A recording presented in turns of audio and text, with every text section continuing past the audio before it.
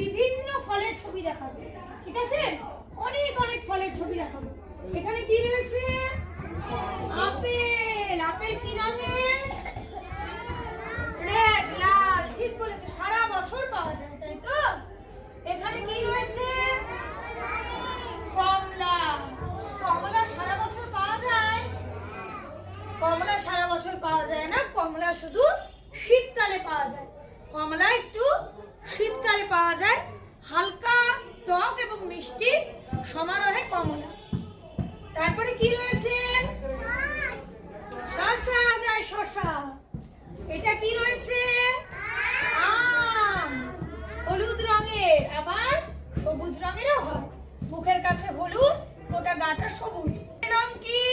হলুদ। আম আমাদের জাতীয় ফল, শুধু গ্রীষ্মকালে পাওয়া যায়। এখানে কি রয়েছে? কুল রয়েছে। সরস্বতী পূজায় কুল লাগে, আর কুল শীতকালীন ফল, একটু টক খেতে। পেয়ারা। পেয়ারা দেখতে পাচ্ছি আমরা। পেয়ারা বর্ষাকালীন ফল, সুস্বাদু মিষ্টি। এখানে আমরা কাঁঠাল দেখতে পাচ্ছি, কাঁচা অবস্থায় সবজি হিসাবে খেয়ে থাকি, পেকে গেলে আমরা ফল হিসাবে খাই, গ্রীষ্মকালীন ফল। এখানে লিচু রয়েছে, একবীজ ফল।